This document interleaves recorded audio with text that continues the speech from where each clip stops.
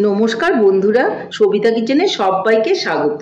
আজও আমি আরও একটা রেসিপি নিয়ে হাজির হয়ে গেছি। আজ আমি বানাবো কাঁচা আমের ক্যান্ডি। কাঁচা আমের ক্যান্ডিগুলো কিন্তু খেতে ভীষণই ভালো লাগে, দেখতেও যতটা সুন্দর খেতেও কিন্তু ততটাই ভালো।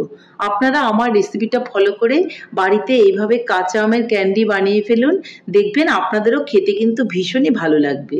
আপনারা যদি এর মধ্যে ফুড কালার ব্যবহার করেন তাহলে কাঁচা আমের মতনই কালার হবে। আমি যদি বাড়িতেই এটা বানাবো তাহলে আর ফুড কালার কেন দেব? যার জন্য আমি ফুড কালার ছাড়াই কিন্তু বাড়িতে আমি কাঁচা আমের টেস্ট পেতে এই কাঁচা আমের ক্যান্ডিগুলো বানিয়েছি। তাহলে আপনারাও ঝটপট এভাবে বাড়িতে বানিয়ে ফেলুন আমার রেসিপিটা ফলো করে। বাচ্চা থেকে বড় সবাই এটা খেতে খুব পছন্দ করে, আর ভীষণ সফট আর খেতেও ভীষণ ভালো। 1 বছরের মতো আপনারা এটা রেখে খেতে পারবেন, কোনো রকম নষ্ট হবে না।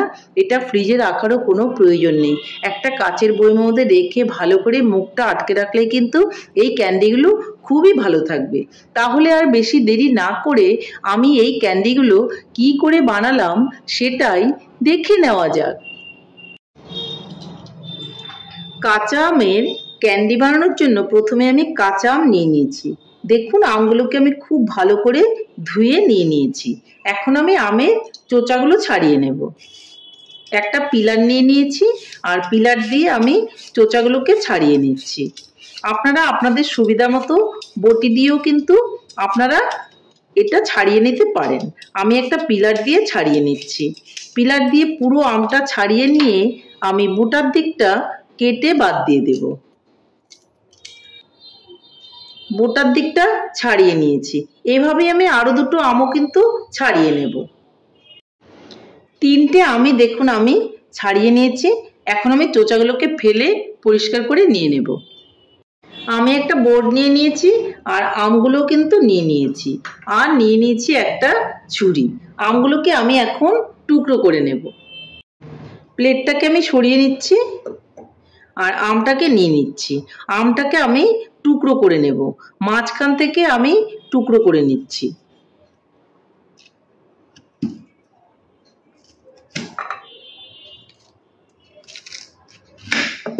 আমের মধ্যে আটিটা অল্প অল্প শক্ত হয়ে গেছে, দেখুন সাদা অংশটা আমি বাদ দিয়ে দিচ্ছি, আর আমটাকে আমি টুকরো করে দিচ্ছি।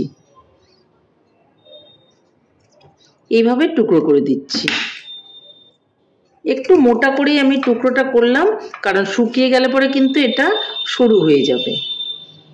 দেখুন এইভাবে টুকরোটা করে দিচ্ছি। আটিটা না নিলেই ভালো হয়, আমের 2টা সাইড কেটে নিলে আরো বেশি ভালো হয়।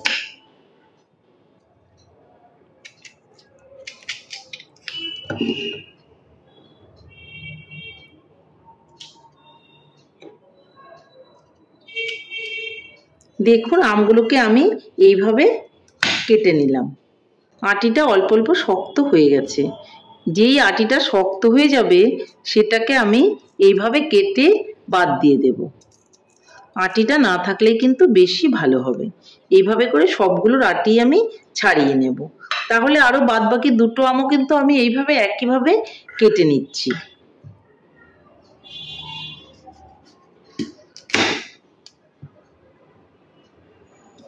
সবগুলো আম কেটে নিয়ে আপনাদেরকে আমি দেখাচ্ছি। সবগুলো আমি দেখুন আমি টুকরো করে নিয়ে নিয়েছি। এখন আমি আমগুলোকে জলের মধ্যে দিয়ে দেব। আমি একটা পাত্রের মধ্যে জল নিয়ে নিয়েছি, আর জলের মধ্যে আমগুলোকে দিয়ে দেব। এর মধ্যে এখন দিয়ে দিব অল্প করে হলুদ, আর দিয়ে দেব অল্প করে লবণ। ভালো করে একটু মিলিয়ে দেব। এখন আমি উনানে বসিয়ে দেব। উনানটা জ্বালিয়ে আমি আমগুলোকে বসিয়ে দিয়েছি। আমগুলোকে আমি খুব একটা বেশি ফোটাবো না, জলটা কিন্তু বুদবুদ করতে শুরু করেছে। এই অবস্থায় আমি উনানটাকে অফ করে দেব। দ্যাট মিন্স 2 থেকে 3 মিনিট আমি আমগুলো জলে ভাপিয়ে নেব। দেখতেই পাচ্ছেন আমগুলো কিন্তু একেবারেই সেদ্ধ করে নেব না, আর এভাবে আরো 2-3 মিনিট আমি জলের মধ্যে রেখে দেব।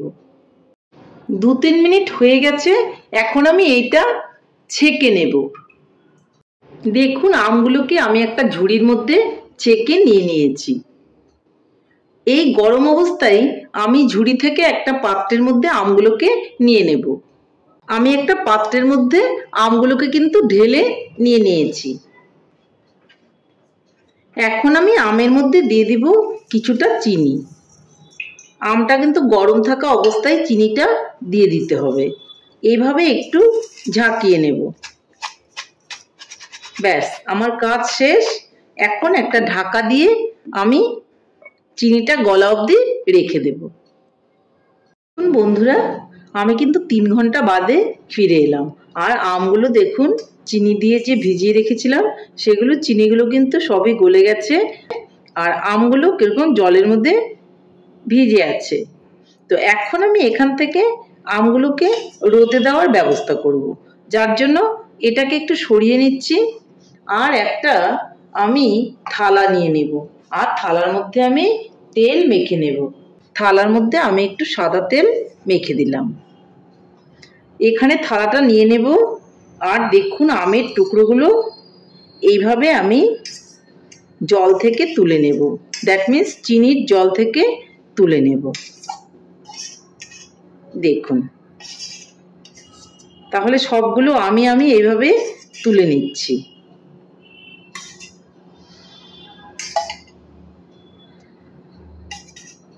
আমগুলোকে একটু টেস্ট করে দেখবেন। যদি দেখেন যে টক ভাবটা বেশি আছে তাহলে আরো 1 ঘন্টা মতো ভিজিয়ে রাখবেন।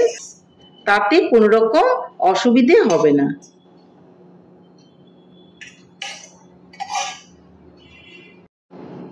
দেখুন আমি সবগুলো তুলে নিয়েছি। আর এই যে এই চিনির জলটা আমি সরিয়ে নেব। আমগুলোকে আমি কিন্তু রোদ্র দিয়ে দেব। তাহলে রোদ থেকে এনে আমগুলো আমি আপনাদেরকে দেখাচ্ছি।